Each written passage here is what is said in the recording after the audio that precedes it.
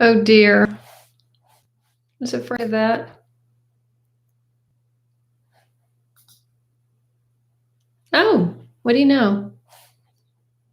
Hi, everybody. I'm sorry I hit the go live button early. Don't worry. I was just trying to find my live chat tab. Sometimes you hit go live and the chat just isn't there. But now I see a pop out chat, so I've popped it out. Andrijana is here from Serbia. Okay, it's actually 10 minutes early. So why don't you guys that are on already think of a question for me? While I get myself a coaster.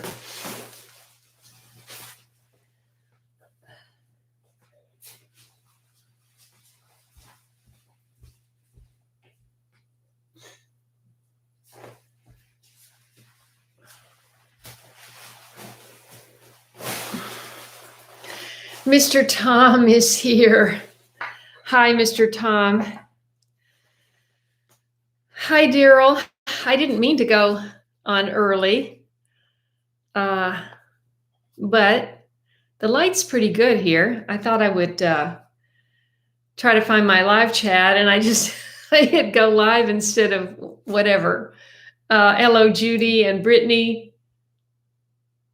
And Brittany, can you remind everybody where you are? I just need to check real quick before I answer everyone's questions to make sure my moderators, I usually check in with my moderators and haven't done that.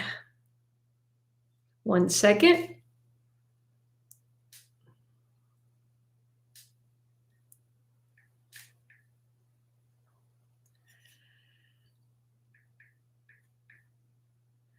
Let's see if that works. I have a feeling one of the moderators is still at work. I'm not sure.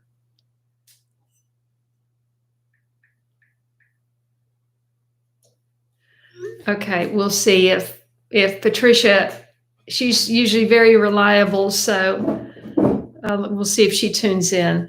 Okay, to answer your question, Mr. Tom, and I wanted to preface that by, now I have a wobbly table today. I want to check my comments from my last video. Hold on, you may hear my, oh no, good. Someone new Tennessee homestead. Oh, no. And as you can see behind me, the new terraced garden is ready for plant. Sorry about that. I wanted to find a comment because I want to give some shout outs today. And someone wrote me from my zone. This relates to your question, Mr. Tom. Just be patient for one moment. It was a man, I believe, who wrote me a very important comment, which I didn't know. Maybe it was you, Mr. Tom. Maybe it was you. But let me just scroll through my comments on my tomato video.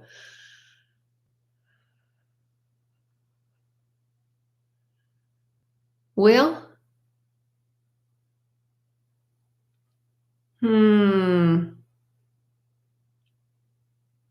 it was you.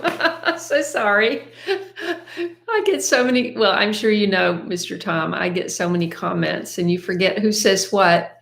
And so yes, oops, I've lost my live stream. 1 second. Where am I? That's odd. Oh, there I am. I've got a number of tabs open. This looks a little green. There's nothing I can do about it. I'm sorry. I'm not green today. But that's just the light in here. I turned on another light to help with that, but it's not helping. Okay, so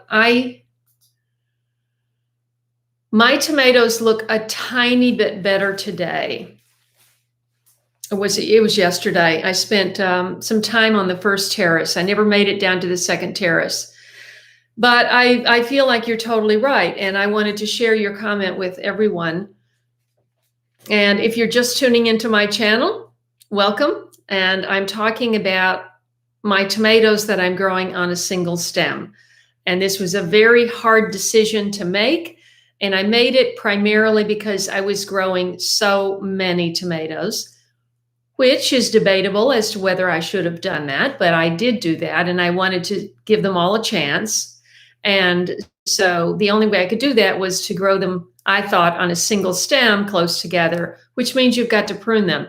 And Mr. Tom, who's in Alabama, obviously, had commented under the video and said, now I won't be able to find it, that we don't do it in the South because of something about the sun in the afternoon, the angle of the sun, and it scalds the tomatoes because they don't have all that protection from the leaves. And Daryl, my friend, is on. Hi, Daryl. And he had pleaded with me to use the cages that you make out of concrete reinforcement wire, which I shall absolutely 100% do in future, because this was a lot of engineering and a lot of labor and money to construct this, although I think it looks beautiful. And beauty is a big thing for me. I mean, I like to look out and see, wow, that looks like a real special garden, I like that aspect. Whereas you look out and you see a bunch of these cages and you go, Now, Daryl's garden is very different, and I'm going to be featuring that in a video soon. I think we decided on July, didn't we, Daryl, when everything is most full? Because he's got a terraced garden that's multi-leveled and multi-layered, and so he has, rightly, to confuse pests, you don't grow everything in the same place. You don't grow all your tomatoes together and grow all your beans together, because it's very easy for the pests to go, oh, we've got a whole supermarket here, Whereas if they see one tomato plant, and then there's this and that and this and that and this and that, and then over there's another tomato plant. Theoretically, it confuses the pests, and you don't get as much pest damage wiping out a particular plant. So, but I did it this way for that reason, and because I wanted to grow a lot of tomatoes, and I felt like this was the only way to do it. But I didn't realize that this was a problem, that sun scald was a problem. I've never had sun scald on tomatoes. But my garden was microscopic in California, so compared to this. And I didn't have that because I was in an urban setting. By the time the sun gets kind of lower, well, like there in the sky, there's a house blocking it. And so you don't have that late afternoon intense sun cooking those leaves. And if you don't have a lot of leaves, then you don't have much of a plant, because without some leaves, you don't have photosynthesis to make the tomatoes.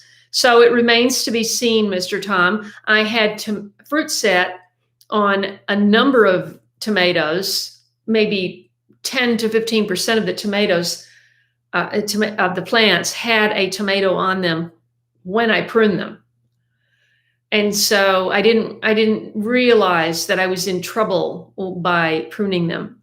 And I didn't realize till we got them planted, and that the first day, I didn't really make a point of this during the video. And I hope you'll all go back and watch that, because this video took place over 2 weeks, over a 2-week period, because of rain.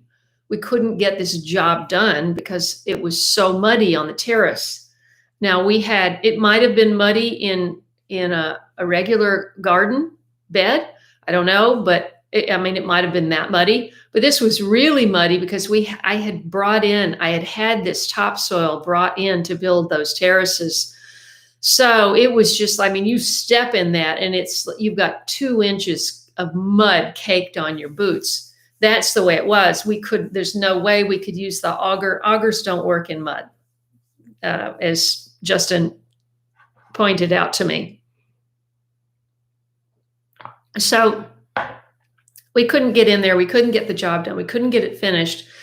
So, in order for things to dry out, you don't just have one sunny day. And so those first 2 rows, as you might have noticed in that video, we're getting that afternoon sun with nothing to block that afternoon sun for a week and a half. But it did have the thing over the top. So I don't know. I think the damage is actually worse on the next 2 rows. I think the sun scald is worse. I'm going to have to make a note of that. But tell me what you think, Mr. Tom. I have a feeling the ones with sun scald are not going to make it. I think once the little tomatoes that are on there ripen, I think that's going to be it for those plants. But don't worry, because I have the extra person that's in the second week of helping Justin.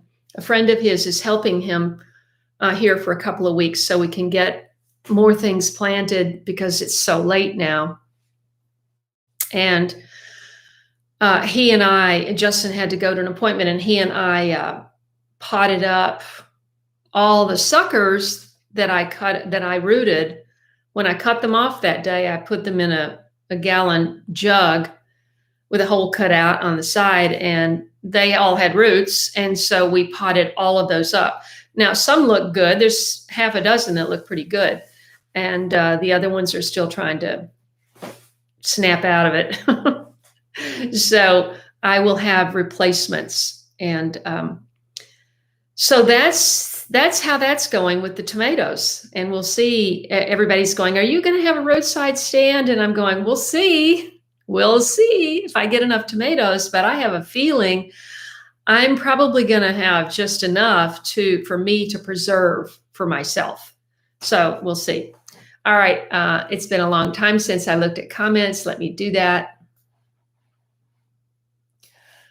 While we're at it, we have 60 people here. Welcome. I don't want to learn more. I always have this thing on here. I wanted to say hi to Clout Gangster and Adriana from Serbia. Clout, can you please remind everybody where you are? Cherie is in Kentucky, right? Daryl is here. Judy from Louisiana. Brittany, did you let us know where you are? My favorite fertilizer, I would have to say, if I had to say one, I would say Dr. Earth. I mean, I don't think I ever found one that was better, although Charles, one of my friends that I met through my channel in California, started his own line of fertilizer, and it's called IV Organics. I don't know where it's available. It's probably available through Amazon. I don't know. But he really has a lot of fruit trees in his garden in Hollywood. He has a garden in Hollywood, and I did a couple of videos there if you want to search that. And he had done some work up at this park up at the top near the Hollywood sign in Hollywood, and he had protected those trees up there. He has a product that protects the trunk from sun scald, actually. And he also has a great fertilizer.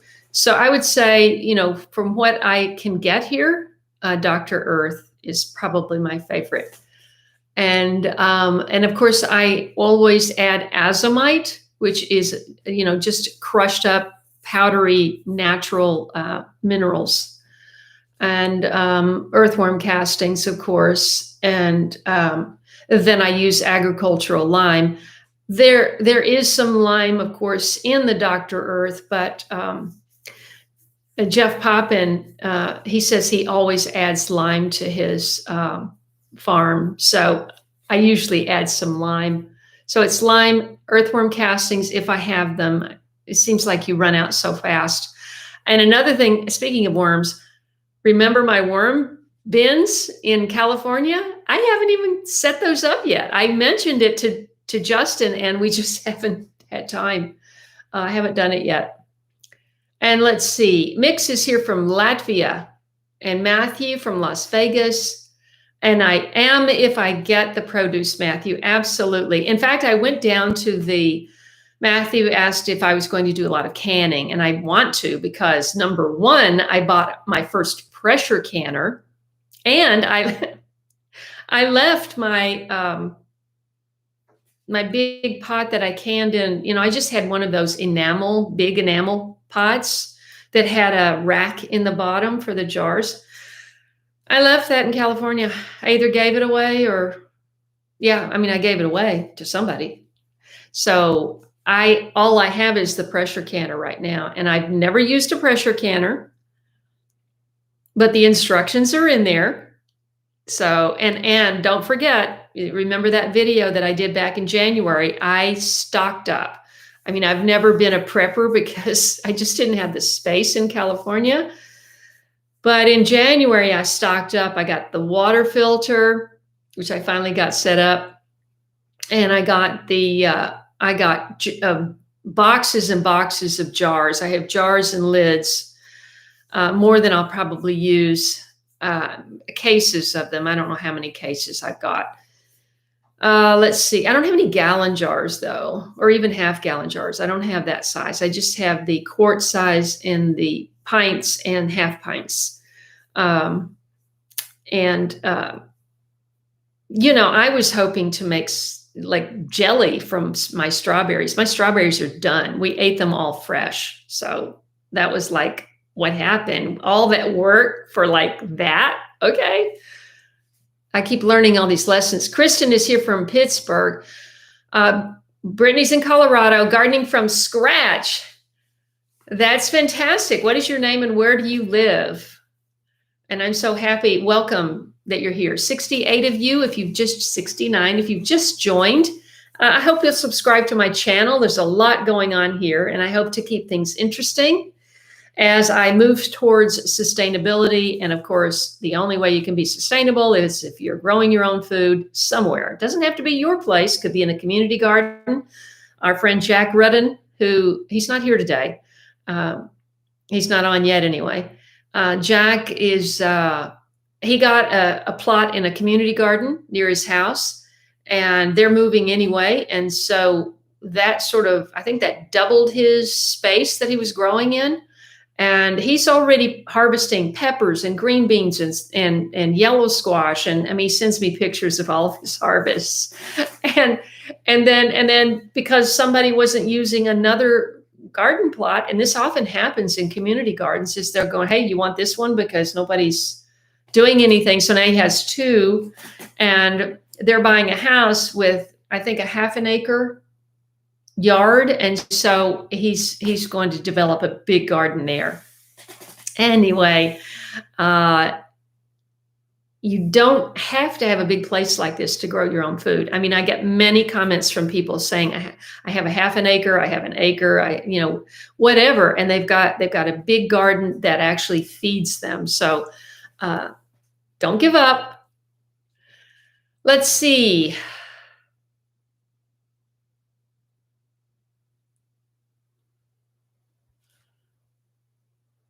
Okay.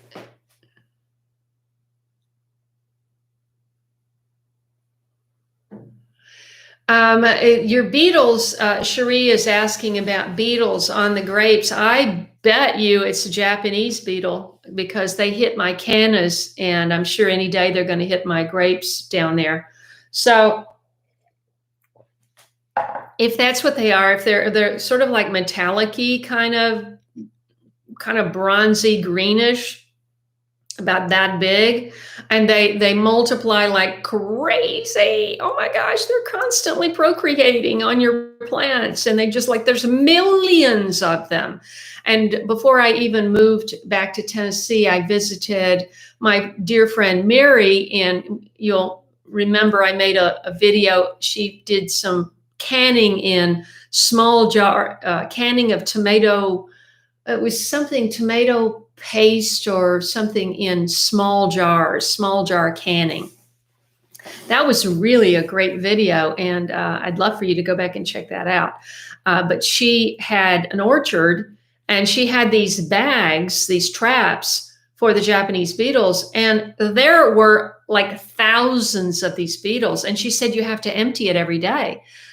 And so I looked online and I thought, okay, I've got to order some traps because they found my cannas and they just make your leaves look like they just eat all the green off the leaf and they just leave it like a skeleton, like a little lacy brown skeleton.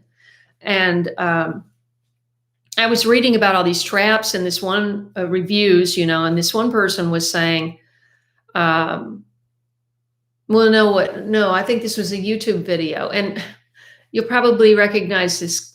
I think it's MPH Gardner, something like that.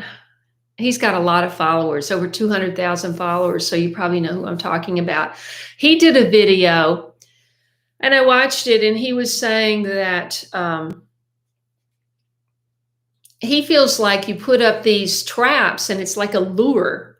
And so they come from all over and they jump in these traps and you're constantly having to empty them. And of course the lure it's got some scent on it or something. So that doesn't last forever. So you have to change those. So you're constantly having to maintenance this product in order to get rid of these beetles. And he was saying that he just goes out at dusk with a 5-gallon bucket with a little water in it and just sweeps them. He says, because they've eaten all day, they're sort of like, feels so good. It's like the kittens right after they eat, they're like, ah. They're sort of like, and so you just sweep them off into the water they can't come out. They drown eventually. It takes a little while, but I guess they can't fly out. I mean, they fly in, but I don't know why they can't fly out of the water. But that's what he was saying. So that's what I'm going to start doing. I don't like to go out actually at 6 or 7 o'clock, because one way I'm trying to deal with this poison ivy and this tick and all of this stuff is, after I get through working, which I'm usually shot by noon. I'm not 30. I wish I was, but I'm not. And I come in, I put my clothes in the washer and I get in the shower. And so then I'm clean with clean clothes. And I don't want to have to go down to the front. But to go down to the front, I could pick up a tick or a chigger or anything so fast. Because now I haven't had the mowers over here. We had all that rain and then we got so busy. And all of a sudden, after this last rain, it's like a prairie out here. They're going to probably charge me more money. They may say I have to get a bush hog. I don't know. Anyway, that's what I'm going to try to do, is sweep them off into the thing, because in the morning they're voracious and active and it's harder to catch them. But in the evening, this is what he was saying. So I'm just passing that along. And I want to give a shout out to Jack, because Jack doesn't always have a lot of time. And one of the people I was going to give a shout out today is Jack Davis from Epic Yard Farm in Phoenix, Tempe, Arizona. And she sent me these toy onions. The first time I was at Jack's, she had these, I think they were the galvanized buckets, or maybe you just had the wire around it. I can't remember exactly, but they were so prolific. Oh my gosh, she would just pull handfuls of these toy onions, which is like, I think this is called a multiplier onion, isn't it, Jack? There's actually 2 in here. I could separate this and plant 2 different ones, but I don't want to do that because I have so few. I used to have hundreds of these. And I brought a small bag with me from California, and it was sitting in my kitchen through the winter, and I didn't realize that it was underneath my other bags of, dried herbs and stuff, and it rotted. And so they were just like a stinky little mushy mess. And so she just sent me these. And so I'm going to plant these in a planter, a designated planter, and then I will be reporting on the progress. But these are awesome. And they grow they're almost like a little shallot, because they have the red skin. But it is like a green onion, but it has a real great flavor. Thank you, Jack, for going to the trouble to do that. Christopher is here from North Carolina, Claudia, Indiana, Judy.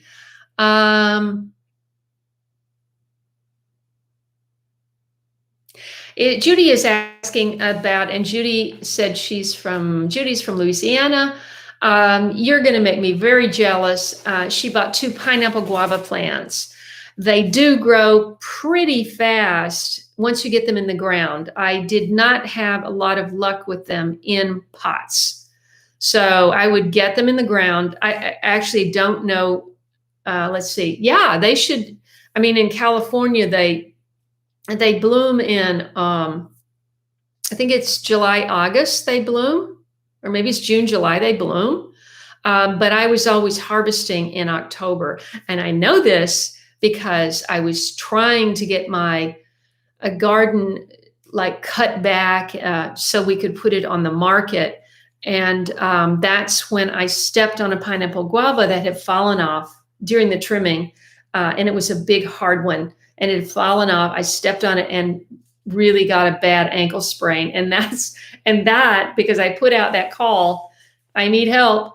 3 different people, 3 different garden angels showed up to help me and wouldn't take any money. And one of them, if I hadn't had her help, I wouldn't have ever gotten out of that house on time. So hummingbirds do like the flowers, and the petals are the best tasting edible flower you will eat. They're like fruit. I mean, the petals are amazing.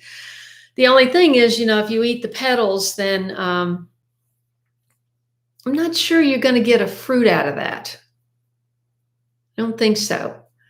So I would just nibble one here and there. I would, when the neighbor kids would go by, I was always trying to teach because I was in an urban setting and I had all this stuff right by the sidewalk. And a lot of people would go by on their bikes and stuff. And I would try to teach kids about the monarch butterfly. Well, it's hard to teach about the butterfly because you never know when you're going to see a butterfly, but I always had caterpillars. And you can teach using caterpillar. Guess what? I saw a monarch. A monarch flew through the front yard today, and I wasn't close to my camera, but I know it was a monarch. They're so distinctive, and I was so excited to see that. All right, so I hope that answers your question. Oh, they really taste like pineapple. If you mean the fruit, does the fruit taste like pineapple? No, I wouldn't say that they taste a little bit like pineapple, but the texture is so different. You don't feel like you're eating pineapple at all. But you can actually mix pineapple with the guava and make a really great smoothie. But it's so good by itself. I really miss it. And here's Gail in Abingdon. Cherie, let's see.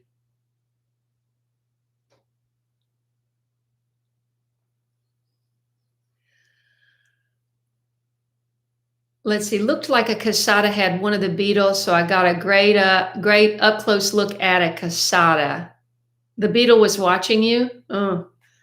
And Debbie's here from Amarillo, Texas. Patty Peterson, Norman, Oklahoma. Oh, it jumped. Hold on. Got to go back. Oh, it jumped.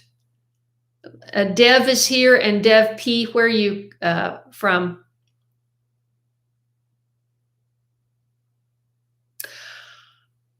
That's when you want to do the video next week, Daryl?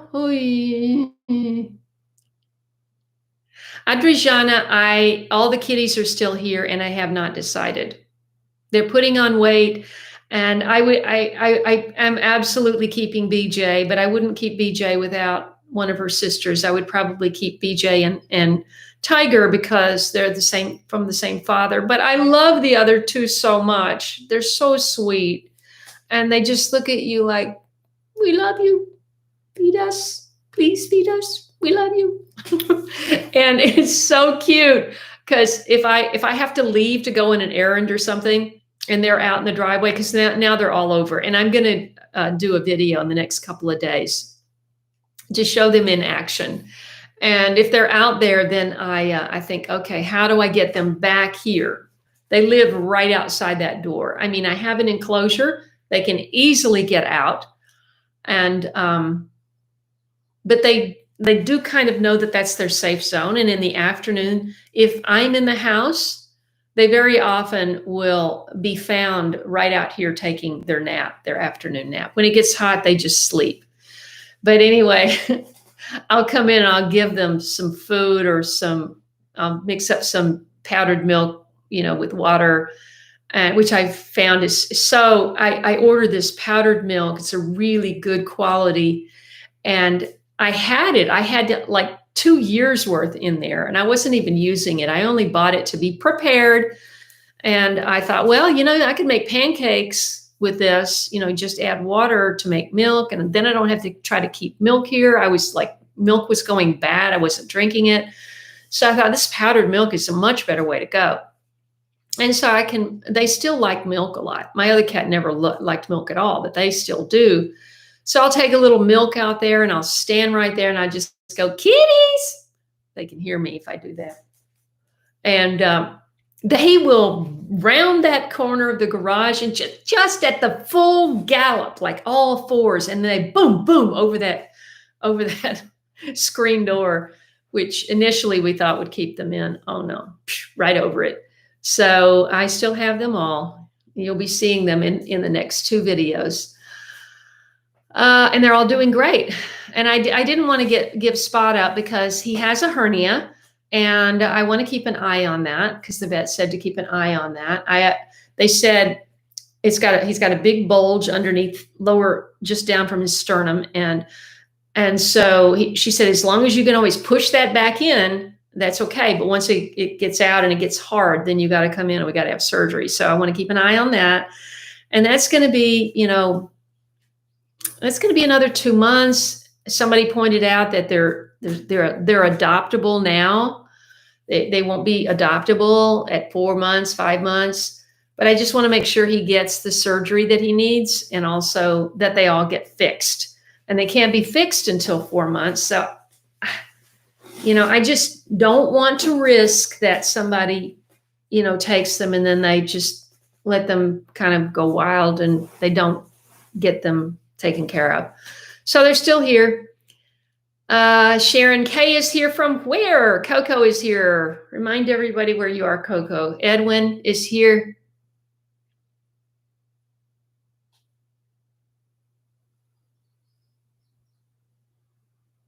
Ramblin' Rose has to feed the animals. Oh, I bet it's hot in Fort Worth. Thank you. Coco is asking for thumbs up. We have 96 people and 55 of these. So if you could all take a moment, if you're on mobile, just click off the live chat and hit that thumbs up, and then just hit live chat and you'll be right back where you were. And so I really appreciate that. It's jumping already, 10 more. It helps with YouTube analytics. I mean, YouTube, unless YouTube recommends your content, nobody much gets to see it. And so these are ways that you can help without costing you a dime. And but if you want to donate, there's the super chat $sign right down there underneath the live chat, and every dollar helps. Now, speaking of that, I want to give another shout out, and I know I haven't said hello to everybody. There's Linda from Franklin, Kentucky. Bev Damastis, I don't know if you're on. I haven't gotten all the way down. Bev sent me a check for a mug. Bev, I sent you a message on Instagram and Facebook. There was no phone number. Phone numbers are so much easier for me, so I can just text. I just wanted to read her lovely card. Look at that beautiful card she sent. Lovely. Thinking of you. And she says, Dear Kay, this is just a fan. We've never met. Just returned home from a mother-daughter getaway where she and one other and I stayed a few days at Roanoke Island Inn on Mantez, North Carolina. That sounds, excuse me, that sounds absolutely lovely. And I've always wanted to do something over there, to go over there, but never have. To the beach. The card front depicts quite accurately the sunrise my daughter and I shared on our final day of excursion. And she said her granddaughter gave her an interesting calendar for Christmas where she gleaned the seeds. Wait, I haven't actually opened this because I thought there were seeds in here. Maybe I better open this. Didn't want to lose them. Oh, I see. Oh, these are lovely sayings to pick up your spirits. A lot of people have these, send these by text. My friend Benita always sends me cheerful little sayings for the day that cheer you up. And this is take time to marvel at the wonders of life. And boy, did I today with that monarch butterfly. Thank you so much, Bev. And also, she says, these are the only seeds she sows. So those are good. We enjoy so much your channel, your story, your journey, and now your beautiful Tennessee homestead. And she wants a homestead mug, but I don't have any. So that's why I need to hear from you, Bev. I want to know if you would like a gardener mug like this. Or the only way I can have more homestead mugs is if I get 6 orders, because my potter doesn't own her own kiln. She has to rent a kiln. This is one of her expenses. One of the reasons these mugs cost as much as they do. And the $40 that you can pay through PayPal, or she just sent me a check to my post office box, 2358 Lebanon, Lebanon, Tennessee, 37088. You can send me a check there. That's US only, because shipping would be a lot more outside of the country. Shipping is $10. $5 goes to my channel. That's $15. And the rest goes to the materials, renting the kiln, et cetera, and her labor. These are all made one at a time. They're not stamped out in some sort of machine. They're made by hand, and they're glazed by hand, and it takes time. So that's what, I think that it's very worth it. So if anybody would like a late bloomer homestead mug, please leave me a comment below, mail me a check, or do a PayPal. But if you do PayPal, remember to send it to a friend. This is something that you do at the very end of the procedure. It will say send to a friend, or it will be like buying paying for a service or a product, I think. So you don't want that. You just want to send it to a friend, because we're friends, right? So, okay, let's see. Where are we? Deborah here is from Maryville. Linda already mentioned. Jennifer, I don't know how to pronounce that. Anger. I'm not sure how you pronounce your last name, but you're in California. And oh my gosh, I'm keeping track of the drought, the water situation. I heard something crazy today. Water has always been a political football in California, but no more so than now. I heard today, I don't know, this is unsubstantiated. I don't remember where I heard it, but I heard everyone was going to get only allowed to use 7 gallons per day. That's like nothing. So I don't know if that's true, but if it is, I feel for you. Tess is here.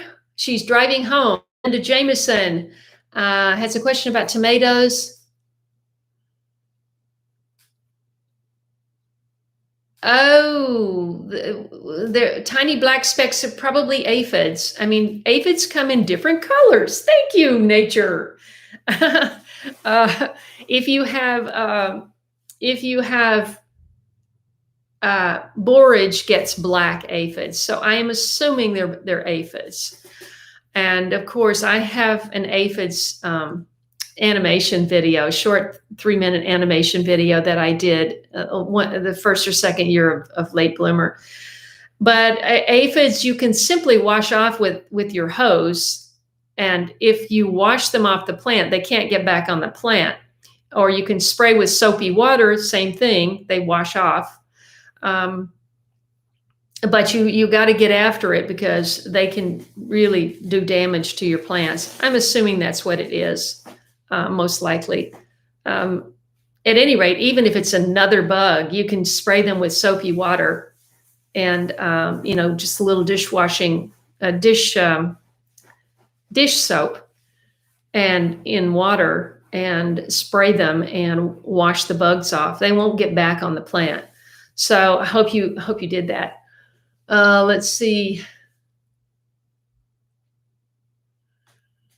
Thank you so much for upping the likes, and thank you 99 of you if you've just joined my channel for the first time. I'm Kaye, and I have a homestead in Tennessee that I am trying to make into a sustainable homestead. In terms of, I'm trying to capture my own rainwater so that I have my own water source. I have firewood. I have a way to heat my house, and there are other things that I'm working on, and that I obviously need to do. I need a hand pump for my cistern because my cistern is lower than my house. Just a lot of things. I need a generator. I need a backup generator. I'm working on that. So a lot of things to do, but one thing at a time, or 10 things at a time. Kristen is here all the way from the Caribbean. The Caribbean, yay. Thank you for joining, Kristen. Fantastic. Let's see. Yeah.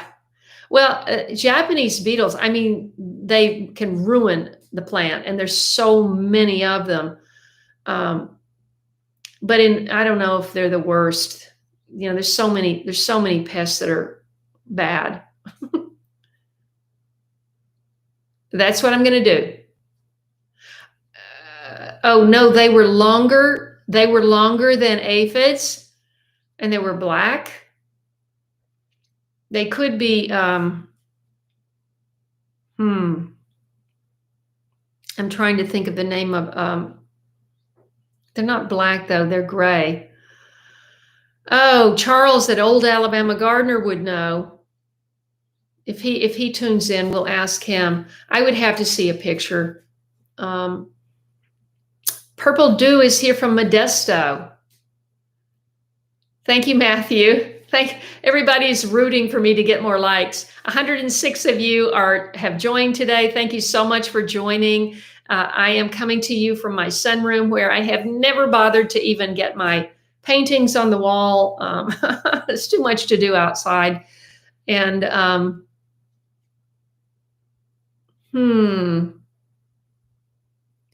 Linda is here from Connecticut. Devils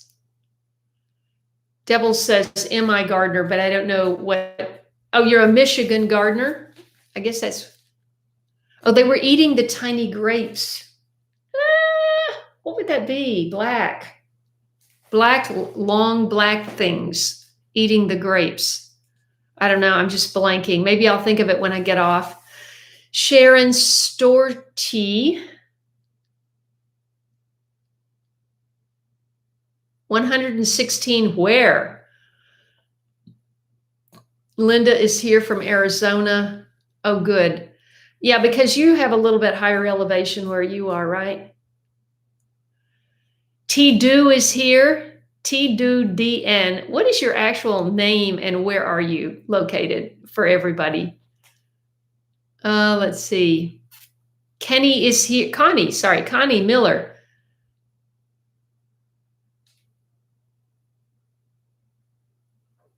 I live in Oregon. How much space do you have, Connie? And I know Jack was saying that she is, oh gosh, I am so behind on comments. Let me see if I can speed up. I want them to multiply to hundreds. Justin is checking in from Tennessee. Just wanted to say hi. Is this my Justin or another Justin? Gail Davis. I hopefully it's mine since everybody is now saying hi to you. Let's see. Yeah, 3,500. That's what I thought. High Desert. It's very different, High Desert. See, everyone loves you, Justin. I keep telling him that. Let's see. Okay. Oh, it jumped. I'm probably not going to be able to keep up with all of this. There's way too many comments here. Oh, Kevin is here, Big Wave, Florida. Absolutely. I think so, Judy, because he just said hello to everyone. Haffy is here. Fantastic. Let's see. Did it rain, Jack? Jeremy, Jack is actually on. So she was saying they were waiting for rain. So I didn't. Mary. Okay, let's see. Sharon is here from Colorado. Where is Gwinnett? By the way, Mary, if you do an if you guys don't know, if you do the @ and then you start typing anyone on the live chat, it will come up immediately. If you start typing the name, like Sean, it will come up, and then you just click your tab button and it automatically puts it in there, and then they can see that you've addressed them.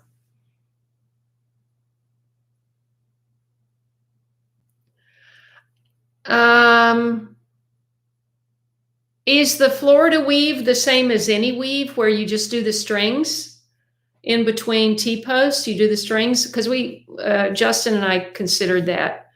And I don't think I'm going to prune. It's just that they get so big.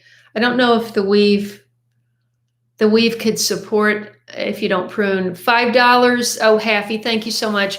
Haffy is so supportive of this channel. I really appreciate it. Let's see. Oh, you're welcome, Terry. I do see Terry. For some reason, you must.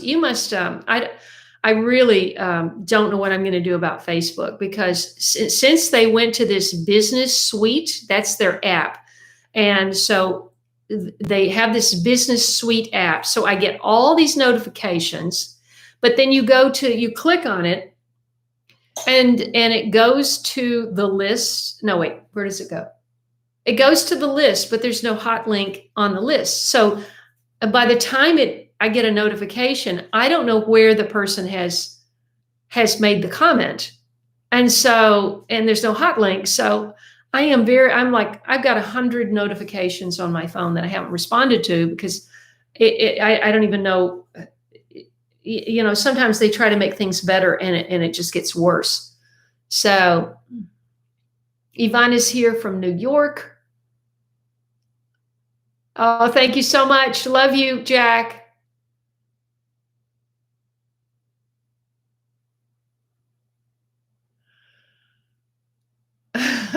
Kristen is wondering about your goats, Justin.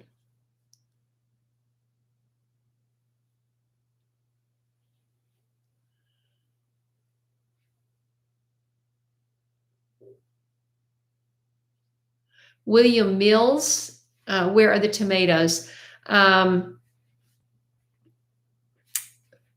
Midwish. Where are the tomatoes? Are you saying that, is that your comment? The caterpillars are going, where are my tomatoes? Yeah, I know. We're going to have to keep our eye on it.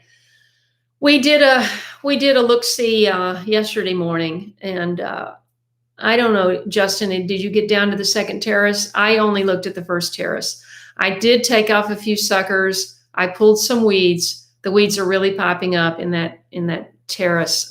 Not happy about that, but we still haven't gotten the wood chips down either. So hopefully that's going to suppress it. I don't know. Gail is asking about orange specks on her hollyhocks.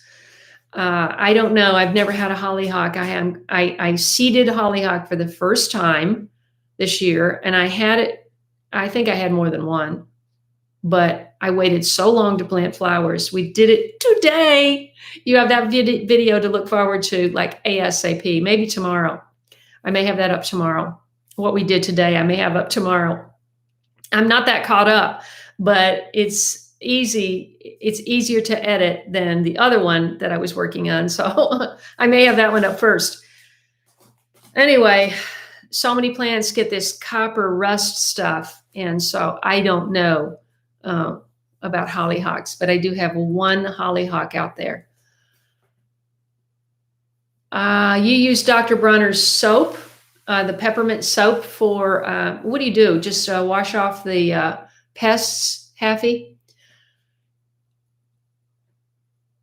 Only flush one. Oh, you're talking about the water. Cheryl, are you in California?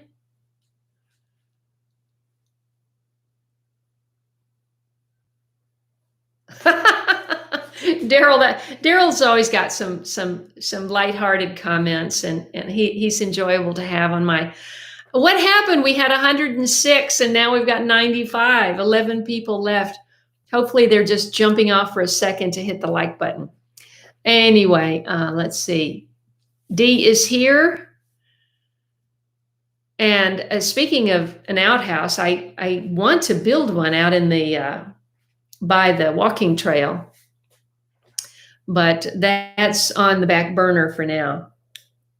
I don't know what a vault toilet is.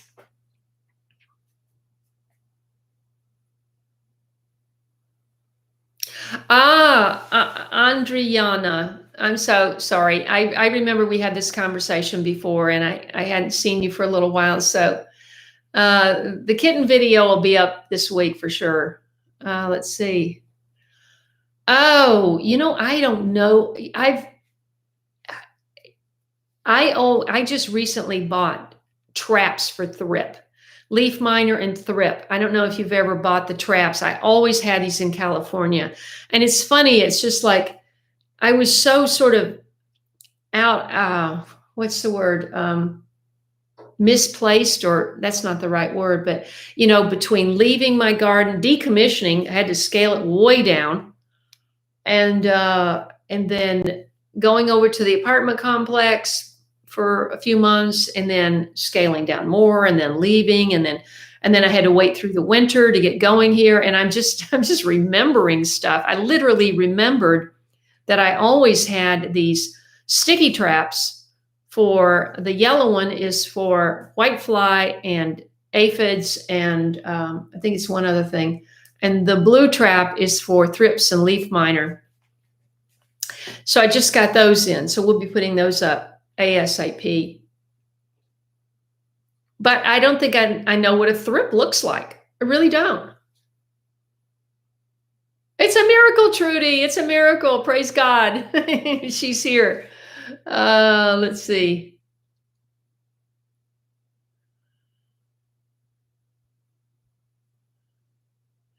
And remind us your name. She's a Butler, Suburban Homestead, and where you're located. Well, spider mites are not like little obvious black things. You see more of the web than you do the actual spider. Spider mites are disgusting. Let's see. Teresa in San Antonio. Oh, it must be hot there. Tessa is here from France. Where are you writing from? Where do you live in France?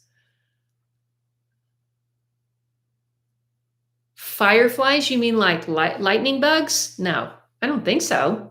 Do they? Oh, if it looked like a lightning bug, it's not a lightning bug. It's I've been seeing those all over, but they're not black. The ones here anyway. I actually never see lightning bugs until dusk, so I don't know where they are in the daytime. I don't know what they eat. Yeah, I have a hollyhock that's about, and you know what? I don't even know for sure if it's a hollyhock, because those have been in those seed trays so long, I'm getting some weeds. It might just be a weed. Since I've never grown one, I don't know. Justin has confirmed by text that that is him. So I don't know if he's still on or not. Okay, let's see. Oh, wow. So they look good for a long time. So they're blooming. The most beautiful hollyhocks I've ever seen was in Phoenix. And that was at Jill Green's garden. She had these amazing, and they were really big with big flowers. I was just stunned. Which reminds me, that's probably not what I'm growing. I'm probably planting a weed out there. Let's see. Let's see. I'm going to try to catch up. Patricia's here from Alabama. She loves my channel. Thank you so much.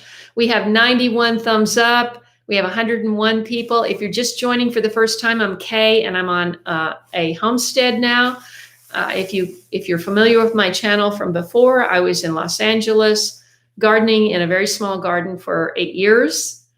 And now I've taken on all this with gusto. And the only way I could do a fraction of what I'm doing is with help. And fortunately, I've been able to find an incredible helper, Justin. I don't know if you're still on, but maybe your ears are ringing, but he's awesome.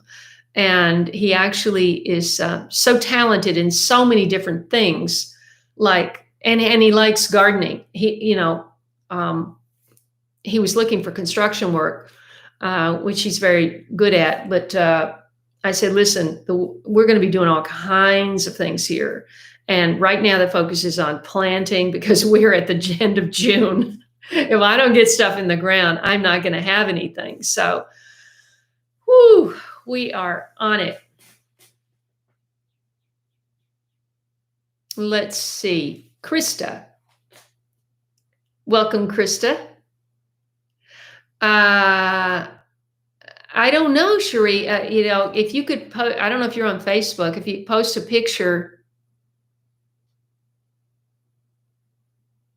Let's see, how could you do that?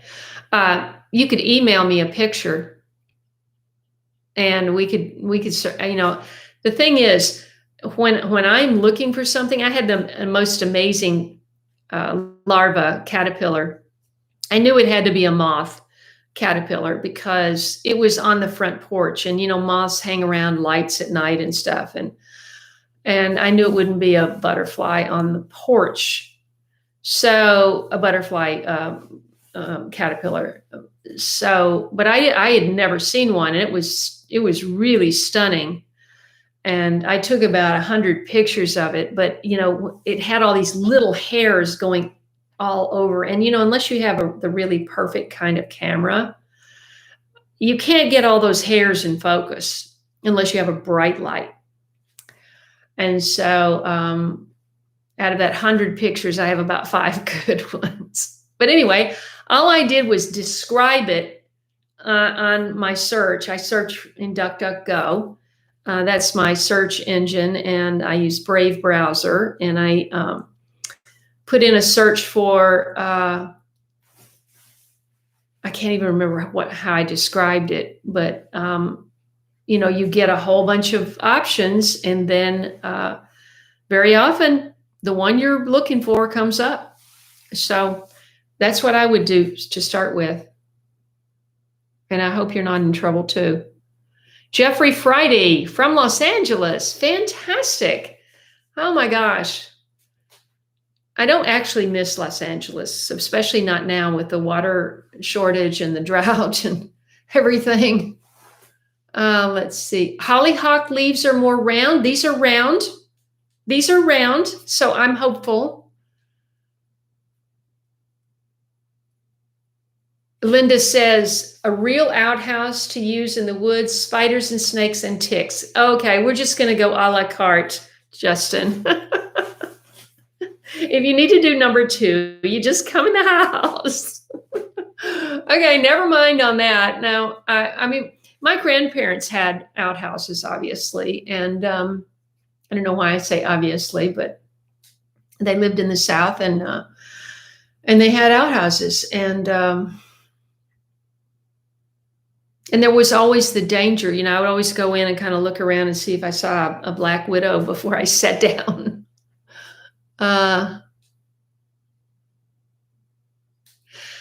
Cheryl is asking about a dwarf lemon tree. Well, I always had the dwarfs in pots. But I mean, I've always found that things just do better in the ground. However, I mean, Jill Green at Sweet Life Garden in Phoenix, she grows grapefruit. She grows a lot of citrus in big pots. And, that way you can, control the individual watering better and all that. So, and she gets a lot of fruit off those. So I would try it. But I would like my experiences with the pineapple guava, it just did so much better in the ground. Oh my God. In a pot, it can only get so big. But pineapple guava has this massive root system that it just puts out it's not like one here and one there. It's just like this massive weave of roots and nothing. And trust me, I tried. Nothing grows underneath. So don't even bother. I planted comfrey all around underneath them. It all died. Comfrey died, and comfrey's tough. So it really depends. But citrus roots aren't like that. So if you need to put it in a pot, I would. Jeremy says hollyhocks take a whole year to bloom. Oh, what a bore! And they're not even going to live through the winter. Right? Here, I mean.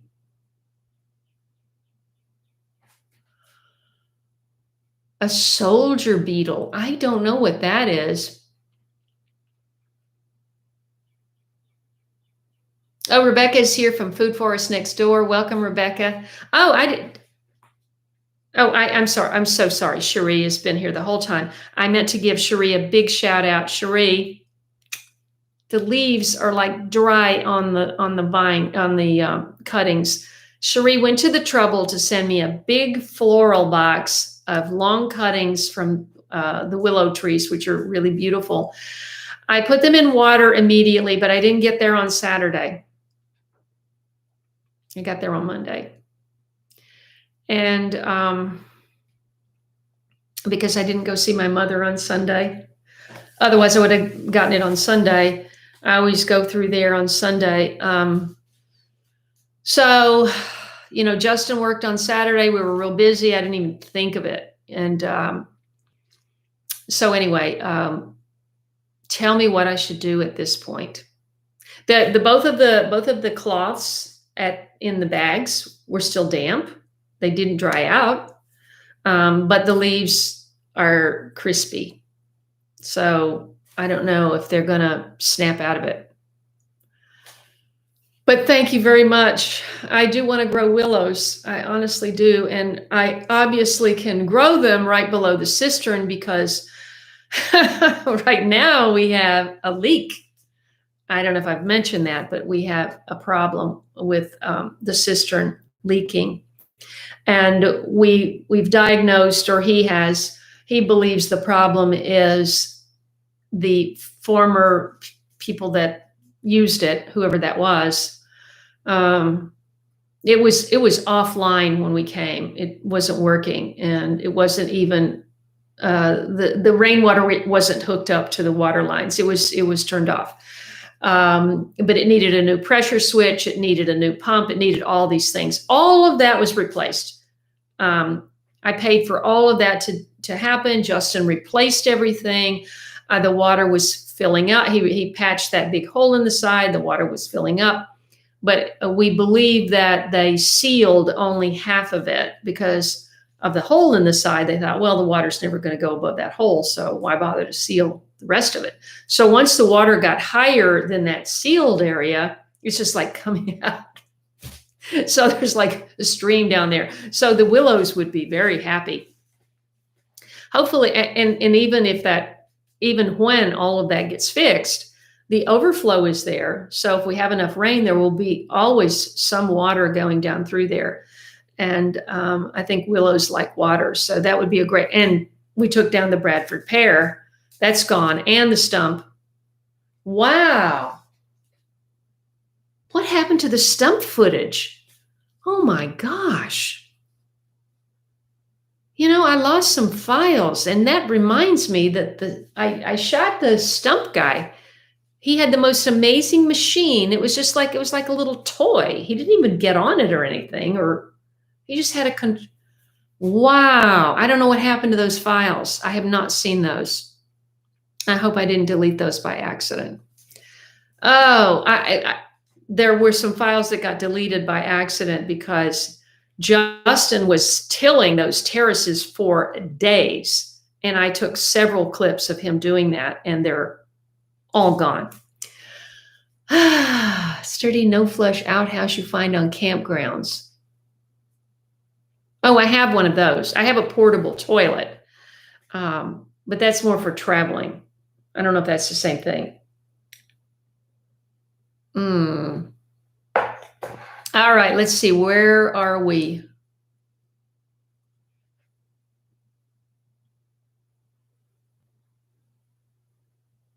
Right now is the perfect time to sow biennials. They have time to grow. And what are you referring to as a biennial? Are you referring to hollyhocks as a biennial, or is that some other thing being discussed?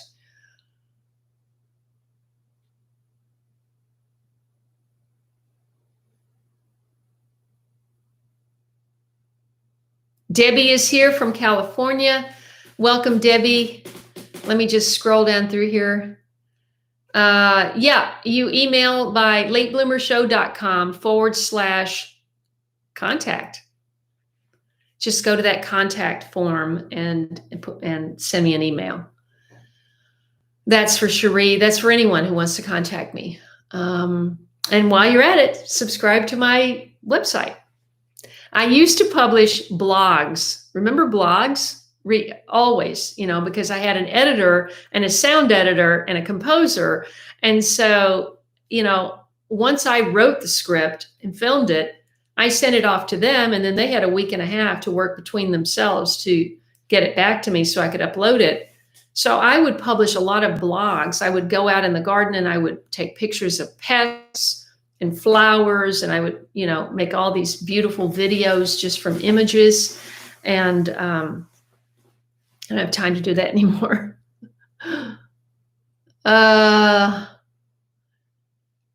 Where would they find the pictures of your suburban garden, Haffy?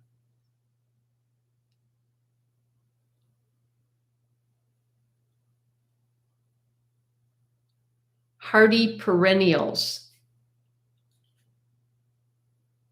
Okay, I'm going to screenshot that because I won't remember that. Rebecca. Okay. Oh, somebody sent me an email. That reminds me. I wanted to give one more shout out. Did I get everybody?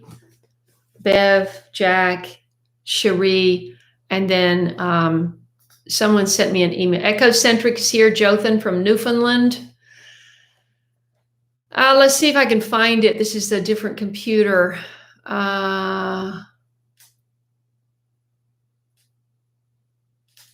Oops, it's jumping.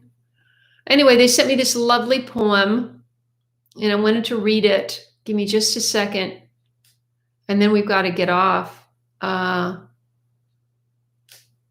Let's see.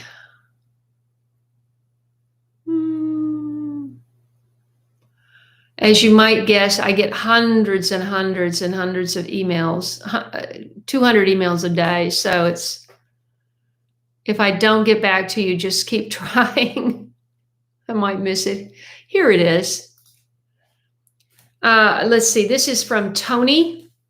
Shout out for Tony Gervais. I'm guessing on this pronunciation.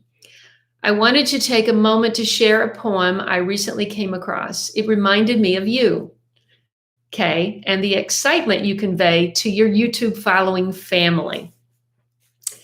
My mother, Geraldine, and I so love to watch you. Say hi to Justin, too. He's a wonderful human being. I keep telling him that. Here we go. Here's the poem.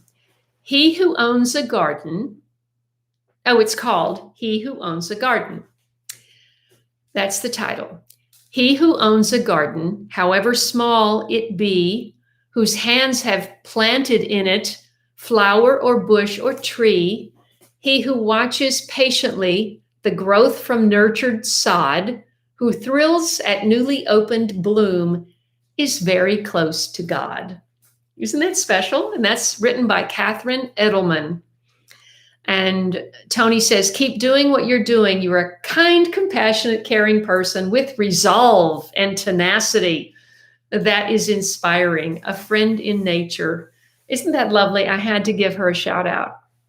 And it's Toni. That's why I'm saying her. I think that's a girl. Let's see if I can get back to my live chat.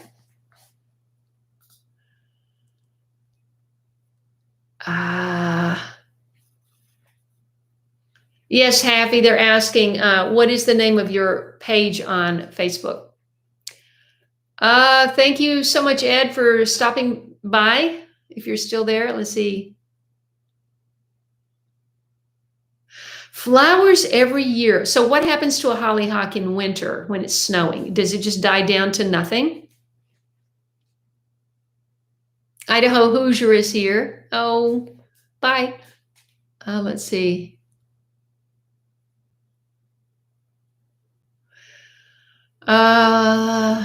Yes, Allison, I've been on for an hour and I'm going to be getting off in just a minute. I hope you can watch it. Replay. Okay, so Cheryl says of Cherie's willows, I'd still try starting the willows and see what happens. Well, I just put them in water. Do you mean they don't have roots yet? So when you say starting, you mean just put them in soil? They are okay. So what do I do? Just tell me, because I was thinking that, wait, were there instructions? I meant to bring all of that. I think you might have sent the letter. She sent me a letter. If you had instructions. Anyway, I got your phone number, Cherie. I'm going to call you. Okay. 2 weeks to grow roots. So just leave it in water for 2 weeks. Thank you, Patty. Let's see.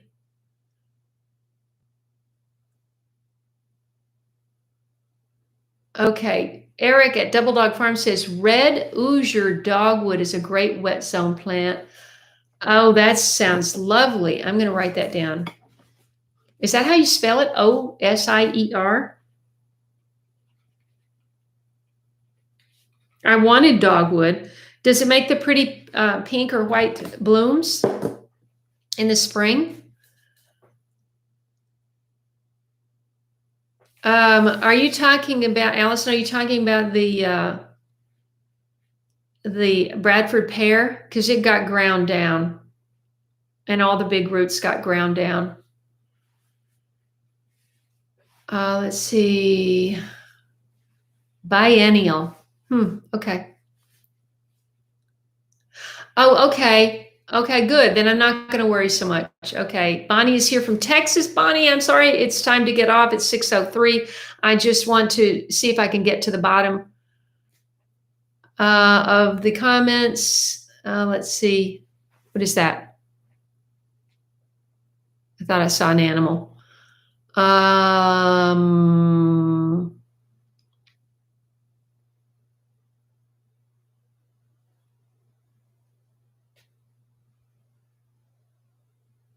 Thank you, Mary. I think Mary left, but thank you, Mary. I really appreciate that. I know, Gail, isn't that sweet? Can't let the hollyhock die because it flowers on the plant that grew that whole year. Ooh. I've got a lot to learn.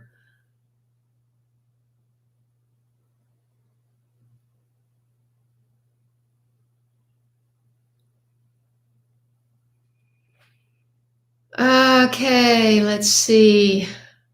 Okay, I got caught up. What do you know? Oh my gosh. Yeah, I will. Do you guys put anything in the water when you're trying to root stuff? Some people, like Well, I don't know what's in that packet. You know, like when you buy cut flowers, there's always like this packet that it says it keeps it fresh. I don't know what that is, but do you put anything in the water? Patricia, hello, but we're getting off. Next time, 5 o'clock.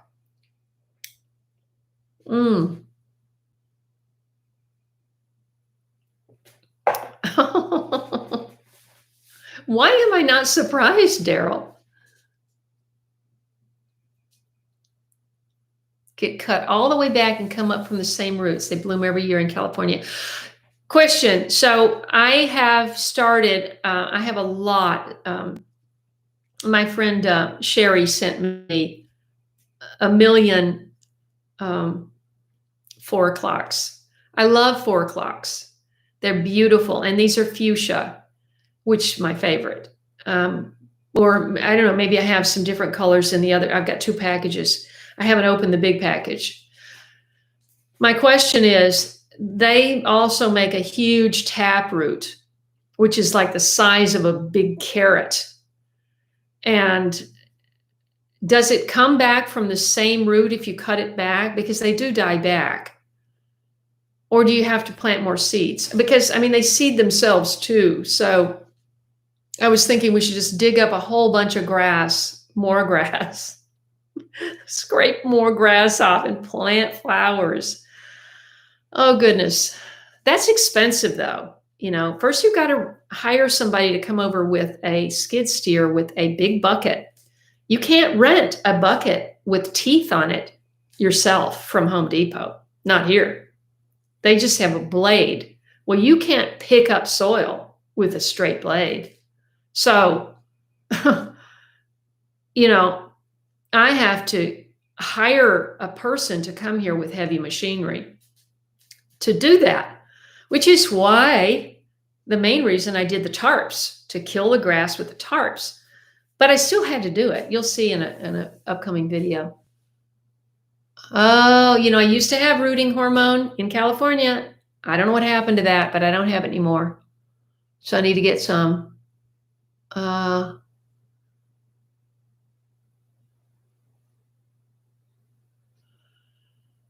You mean diluted liquid kelp, Dev? Well, I don't have roots yet, but I will think about that. I think I might have some liquid kelp out there. If not, I have fish fertilizer. I wonder if that's just as good.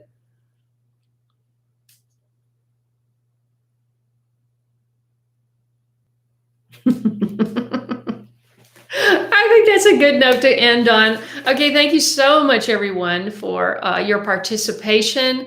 Thank you, Haffy, for your super chat donation. Thank you, everybody, for your likes. Thanks for tuning in and sharing this time with me. And look for hopefully a video tomorrow. I still feel like I have some energy, so I'm going to get in there and try to edit that.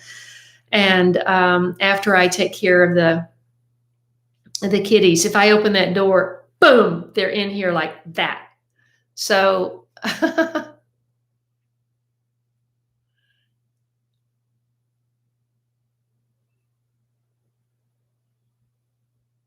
wow. Okay. Thanks, Connie. Thanks for that. And by the way, I finally got your sunflower seeds planted today. You're going to see that in the video. Actually, I didn't show the packet. I don't know. I think Justin, the packet was empty. They used all the seeds in that. There was so many seeds in there. I thought this is going to last for 2 years. Nope. 2 rows. Done. Okay. Thanks, everyone. This is just a lovely picture that she's a bottler, suburban prepsteader, always puts all these flowers. It says, have a wonderful day. But YouTube hides that because it's so different and they think it might be offensive, but I showed it because it's beautiful. Oh, yes. I mean, you need rain there and you need rain in California. I mean, there's serious drought and I feel for all you guys. And I will be praying. I'm going to be praying for a lot of things, not just rain. So everybody, God bless you. Thank you for tuning in. And I'll see you on Sunday at 5 p.m.